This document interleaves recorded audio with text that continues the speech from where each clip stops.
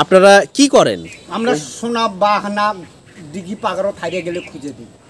সোনার অলঙ্কার যাদের হারায়, নদী বা পুকুরে হারায় না, সেই সব জিনিস আমরা উদ্ধার করে দিই। এটা কিভাবে মানে পারিশ্রমিক নেন? দোহা চাকামার্কা খাঁটি সরিষার তেল। তাহলে বের হলে আপনাদের খুশি করে দেয়? জি জি।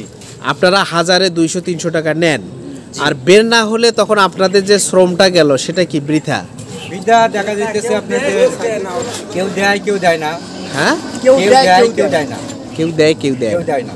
আপনার নাম কি? আমার নাম আব্দুল হাই সরকার। হাই সরকার। আপনার ফোন নাম্বার থাকলে বলেন একটু। আমার ফোন নাম্বার আছে 01796402444। 402444 এই নাম্বারে ফোন করলে হারানো জিনিস স্বর্ণ তো মূল্যবান, তাই না? আপনারা দেখছেন এই যে আব্দুল হাই সরকার, তালেব আলী সরকার এবং আমার পিছনে আরেকজন গফুর সরকার। অ্যাম্বিশন একাডেমিক কোচিং এ এসএসসি প্রস্তুতি ব্যাচ 2025 এ ছাত্রছাত্রী ভর্তি চলছে।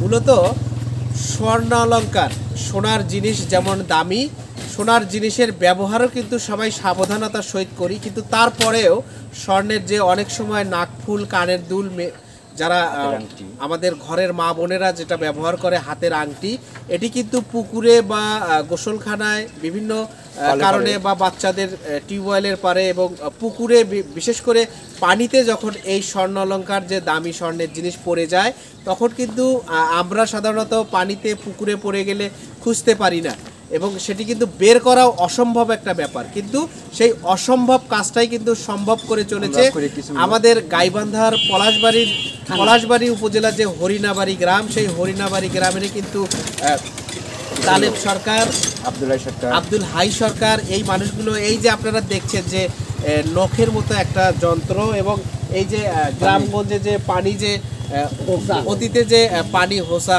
এই যে এই পানি সেচার যে আগের গ্রামের মানুষের যে হোসা ছিল এবং এই যে যন্ত্র, এগুলো দিয়ে কিন্তু তারা কাদার ভিতর থেকে খুঁজে খুঁজে সেই আপনার মূল্যবান স্বর্ণের জিনিসটি কিন্তু বের করে দিতে সক্ষম এই মানুষগুলো।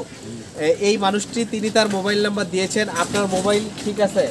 মানে হচ্ছে সিমটা বদ্ধ হয়ে গেছে, আপনার মোবাইল নাম্বার? হ্যাঁ, এই যে মোহাম্মদ আব্দুল গফুর সরকার, মোবাইল নাম্বার হ্যাঁ কার্ড 01929381026 আব্দুল গফুর সরকার।